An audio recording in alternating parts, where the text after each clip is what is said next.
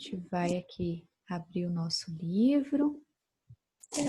É o capítulo 13, tá? Para quem for acompanhar aí no livro. Capítulo 13.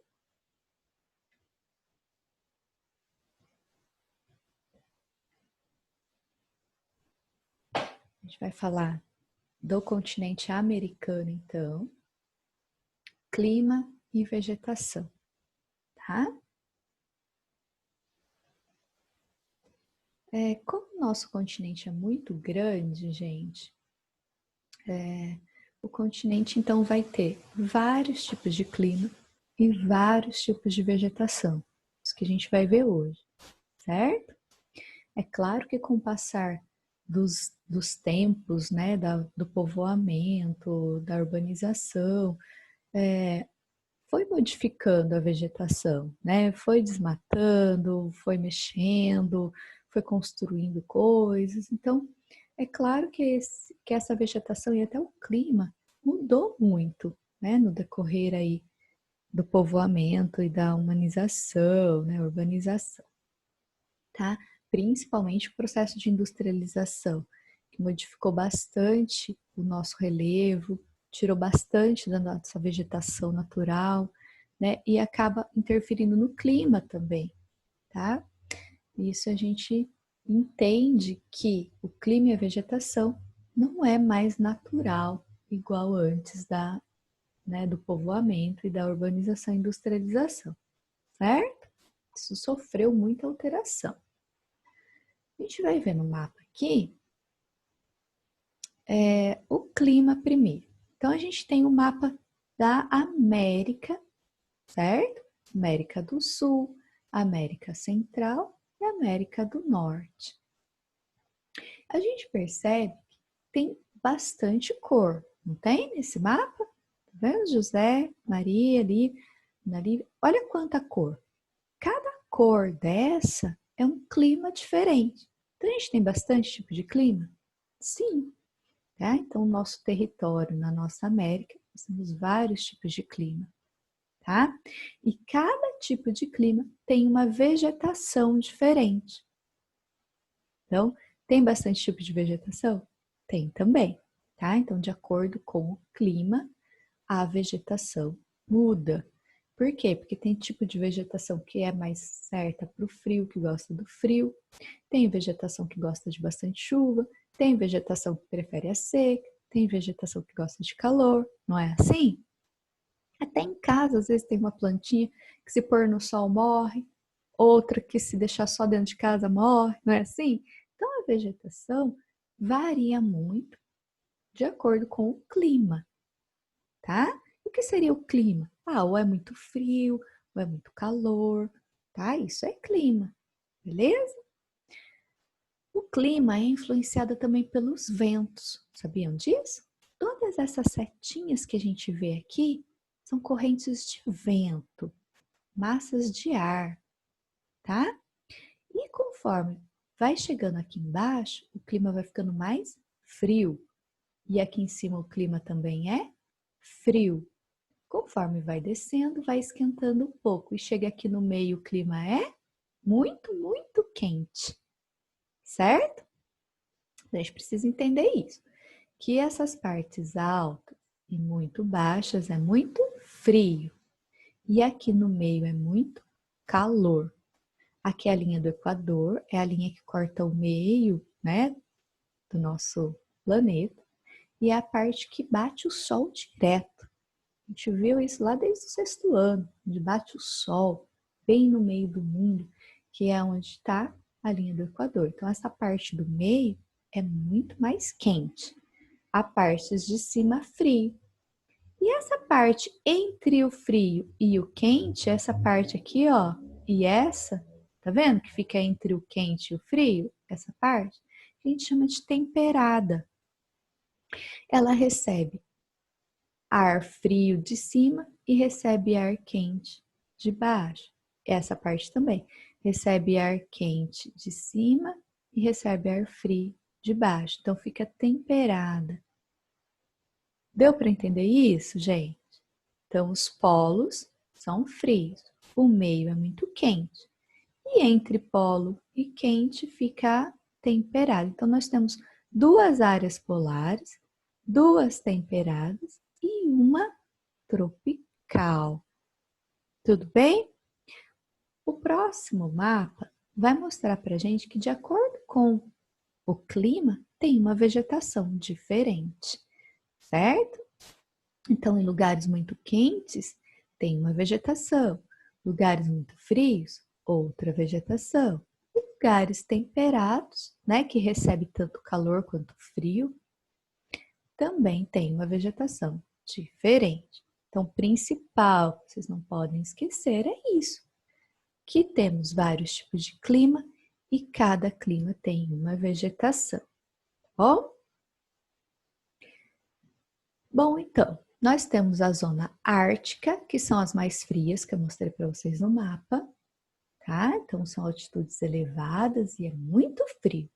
A maioria da região são congeladas, é sempre, sempre neve, tá?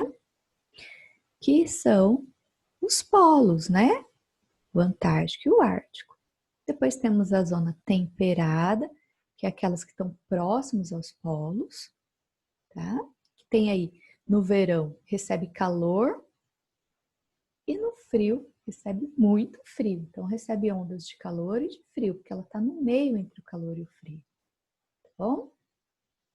Depois a gente tem a zona tropical, que é aquela parte do meio, onde o Brasil pega também uma parte, que é a parte mais quente, tá? Então, tem baixas latitudes, não são altitudes altas e é bem quente, tá bom? Então, a gente vai ver agora um pouquinho dessas áreas frias, médias e quentes e qual tipo de vegetação tem nelas. Então, olha só, zona ártica, que é as zonas polares, aquelas zonas muito frias, né? Que é lá o norte e o sul da América. O clima, então, com baixíssimas temperaturas, congelado boa parte da área, tá? Mas quando é verão, né, descongela-se um pouco, degela, qual vegetação que aparece? A tundra, essa vegetação rasteira, né, com graminhas bem baixinha, com muito musgo, que é essa que aparece na imagem, certo? Então, nas regiões frias, quando não estão congeladas, aparece a vegetação tundra, tá bom? Que é essa aí que está na imagem. Depois, a gente vai ver agora, né, a temperada, a zona temperada, tá? O Brasil tem zona temperada? Sim. Essa região mais centro-sul faz parte da zona temperada. Estados Unidos, Canadá, parte do México, também é zona temperada. É um clima frio, muito frio no inverno, que recebe ondas frias dos polos, mas também pode ser muito calor no verão, que recebe ondas frias da área tropical, tá? A vegetação que predomina é a taiga, floresta boreal, nas áreas mais frias, certo? Que são vegetação mais estilos pinheiros, que a gente conhece, para vocês terem uma noção, né? Elas têm uma folhagem de forma mais aguda, tipo agulha, mais fina, e que ela faz uma pouca transpiração, tá? A evapotranspiração dela é pouca. Então, ela segura mais água, resistindo mais ao frio e às áreas secas, certo? Então, como o clima temperado, a zona temperada, então, está no meio entre o frio e o calor, então ela recebe tanto calor como frio, sendo bem rigoroso o inverno e podendo ser bem quente o verão, com a vegetação principal na área fria, a taiga, certo? Então é isso.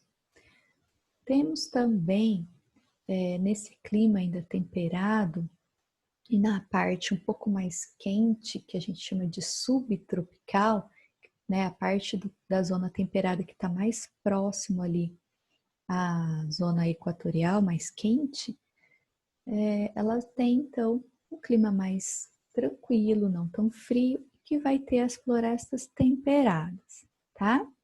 Então, no clima temperado mais frio tem a taiga, a gente viu aqui anterior, e na parte mais quente um pouco, a gente tem a floresta temperada, tá? Que é essa que a gente tem na imagem aqui. Bom, elas perdem as suas folhas no inverno, né? As principais árvores são carvalho, tá? Essa é a imagem que a gente vê. Então, a gente tem dois tipos de florestas principais, então, no clima temperado. A parte mais fria, a taiga, a parte mais quente, um pouco, a floresta temperada. Tá bom? Em algumas regiões do norte, né, a gente tem também as pradarias ou estepes, que são essas gramíneas, vegetação rasteiras que a gente vê na imagem. Aqui na América do Sul, a gente também tem as pradarias, tá? A gente também tem uma região temperada aqui no sul. Principalmente na região da Argentina, ali, Uruguai, Rio Grande do Sul, essa parte mais sul, a gente também tem pradarias, mas aqui no sul a gente chama de pampas. Então, pradarias e pampas é a mesma coisa, só muda o nome, tá? Pradarias lá no norte e pampa aqui na região sul, certo? Que é então essas gramíneas e vegetação rasteira. Beleza? Então a gente tem um vasto território, tanto no norte quanto no sul, que tem esse tipo de vegetação, tá? Ela é muito utilizada no Canadá para o cultivo, tá? Nos Estados Unidos também. Eles aproveitam que é uma planície, né? Vocês observam aí, é uma planície e é muito utilizada para cultivo, tá bom? E a gente tem também a zona tropical, que é aquela mais quente, que eu mostrei para vocês no mapa, que faz parte do Brasil. Então, a região aqui do norte, nordeste, do centro para cima do Brasil, a gente tem a zona tropical, né, que é bastante quente, né? Olha nós aqui, por exemplo, a gente está no inverno e tá frio, gente, de inverno? Não. Então vai chegando a noitinha, bem de manhã, tá até fresquinho, mas à tarde já faz calor. Quantos dias de muito frio a gente tem? Poucos. Então a gente mora numa região, né, no centro do mundo, vamos dizer assim, que é a zona tropical, é a parte mais quente que tem. Então a região norte e nordeste do Brasil é mais calor ainda. Está num clima tropical, tá? As temperaturas, então, são muito altas, sempre muito calor, até mesmo no inverno, como a gente está vivendo, né? A presença aí da vegetação são florestas tipo Amazônia, tá? Ou são savanas, que é ali tipo cerrado, que a gente tem nessas imagens, então. Tá? Floresta tropical tipo Amazônia, o cerrado, tá? Que são as savanas, a gente vê aqui na imagem, certo? Nossa região mesmo aqui de Mogi Guaçu, a vegetação era o cerrado, tá? Então a gente tem bastante cerrado no clima tropical, tá? A gente quase não vê porque a gente mora numa área urbana, né? Foi desmatado, feitas construções das cidades. Mas aqui a predominância na nossa região era o cerrado, certo? Então no clima equatorial, esse clima muito, muito quente, mais quente de todos, tá? Os principais, então, são as florestas tropicais, as florestas equatoriais e as savanas, como a gente vê, então, na imagem. Eu já falei bastante com vocês, desde o sexto ano passado, de como que é a floresta amazônica, aquelas árvores muito altas, muito perto umas das outras, tudo muito fechado, as copas das árvores muito altas e vão se encontrando, fechando, um lugar muito úmido, né? Então, essa é a característica aí das florestas de clima quente, certo? A gente tem também, né, nessa parte muito quente, o clima semiárido, tá? Que ocorre principalmente no Nordeste do Brasil. No México também tem, tá? Na América do Sul aqui, a gente tem aqui no Nordeste, tá? As temperaturas são muito altas, ou seja, muito calor, tá? Principalmente no verão, é claro, a gente chega a 40 graus tranquilo, né? Muito calor. E tem pouca chuva, certo? Então, tendo um clima semiárido, ou seja, é um pouco seco e quente. Esse é o clima semiárido, tá? Chuvas são irregulares, né? Não são constantes, a gente nunca sabe direito quando vai chover ou não, às vezes passa muitos meses sem chuva, tá? Então é complicado esse clima. A vegetação, né, desse clima semiárido é a caatinga, tá? Que são mais raízes, plantas secas, aquelas arvorezinhas secas ou cactos, tá? Que o cacto já não é seco, ele é úmido por dentro, por isso ele existe esse clima, ou uma vegetação seca, tá? Que é a caatinga. Tudo bem, gente? Até aí? Posso continuar? Ninguém tem pergunta? No próximo slide aqui a gente vai falar um pouquinho dos desertos. Clima desértico, acho que todo mundo já vem em mente aquele monte de areia e um lugar muito calor. Não é isso que vem na mente? Pois é, a maioria dos desertos é assim. Então, areia, pouca vegetação, muito calor, sol ardente. Pois é, deserto. Mas também tem alguns lugares muito frios que a gente tem deserto, mas tem muito gelo. Sabiam disso, né? Então a gente tem alguns desertos frios também, tá bom? Bom, aqui na região do sul, a maioria dos nossos desertos são quentes, tá? Na região do norte, aparecem alguns desertos mais frios, tá bom? Mas a maioria do deserto, como ele se forma? Por causa de baixa umidade no ar, pouca chuva.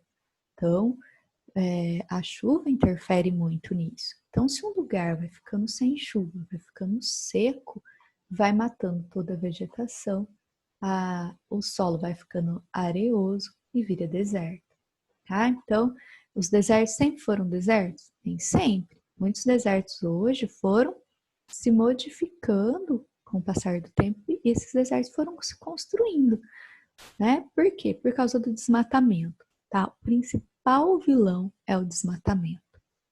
Então, se você desmata uma área, você vai tirar automaticamente a chuva do lugar e vai tirar automaticamente a fertilidade desse solo e vai virar deserto, certo? Então, a mata é muito importante ser preservada. Então, o desmatamento é grave para o nosso mundo, para a nossa sobrevivência, para o nosso ambiente, tá bom? A gente vai ver aqui no próximo slide alguma formação dos desertos que a gente tem aqui na América. O deserto, por exemplo, que tem ali no Peru, tá? Então, no Peru a gente tem uma região desértica. Por quê? Por causa das montanhas, da cadeia de montanha, que são as cordilheiras, certo? A Cordilheira dos Andes, que temos aqui perto do litoral da América do Sul praticamente inteira, até o Oceano Pacífico.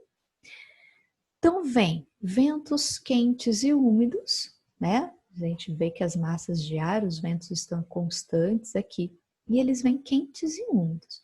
Porém, ele chega na região fria, que essa região aqui é fria, do Peru, tá?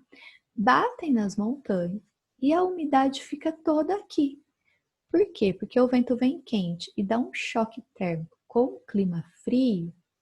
Essas gotículas de água, a umidade do ar, ela vai se congelar, dizer assim, condensa, tá? E fica por aqui. O ar que atravessa a Cordilheira dos Andes é seco, muito seco, e fica quente, tá?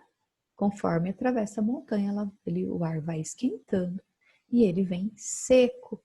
Então, não traz umidade, não traz chuva. Toda a umidade e ar quente fica aqui, desse lado da montanha. E ele atravessa quente e seco, formando-se desertos, tá? Então, as massas de ar, gente, também interferem muito, tá? No clima, e o clima vai interferir na vegetação. Então, uma coisa está ligada à outra, tá bom? Deu para entender isso daqui?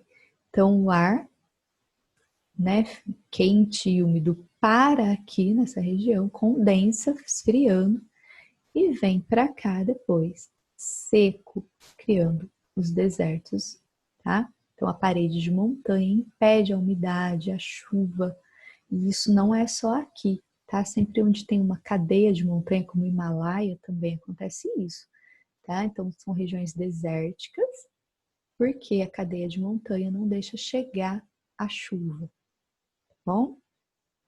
Muito complicado, né? Mas acho que dá para entender. Pessoal, a gente tem também a exploração do meio ambiente, como eu falei para vocês sobre o desmatamento. O desmatamento é um grande vilão do clima, tá? Interferindo então no nosso clima, interferindo na vegetação, causando até desertos, certo? Então a queima, desmatamento, por que que se faz? Para plantação, para agropecuária, tá? Indústrias madeireiras e por causa da mineração. Então, o homem é que está desmatando, certo? Por interesses econômicos, sem se preocupar em reconstruir essas florestas. Aqui na imagem a gente vê a queimada e uma grande área desmatada, tá? E isso prejudica, como eu já falei para vocês, a gente falou em várias aulas, né, sobre isso, esse desmatamento e o desgaste do solo, a natureza, e, enfim, tudo que envolve. Tá? Então, eu quero que vocês prestem muita atenção nesse slide, vou até ler um pouco para vocês, porque a gente precisa saber o que está acontecendo e o que vai acontecer se desmatarem muito, principalmente aí nas florestas amazônicas. Tá? Então, dentro de uma floresta amazônica tem uma grande variedade de espécies, certo? Tanto vegetal quanto animal. Muitos animais sobrevivem aqui dentro das florestas, tá bom? Então, olha só. E as vegetações, por exemplo, elas não estão espacialmente concentradas, não estão tudo num lugar só. Vocês sabem que muito das florestas, né, dentro das florestas, tem muita planta lá que ainda não foi pesquisada, ainda não foi catalogada, ainda a gente não sabe para que serve, vamos dizer assim. E muitas dessas plantas já são utilizadas para medicamentos, né? E elas não são concentradas, tudo que é para medicamento está aqui, tudo que não serve está aqui, tudo pode desmatar está ali. Não, está tudo misturado, tudo junto. Então, conforme vai desmatando, a gente perde muita variedade vegetal que pode ser utilizada para bastante coisa e perde muito da biodiversidade. Animal também, né? Fauna e flora.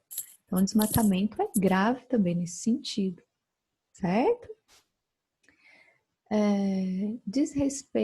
Respeitando-se então a biodiversidade, então a gente precisa respeitar e não desmatar, tá bom?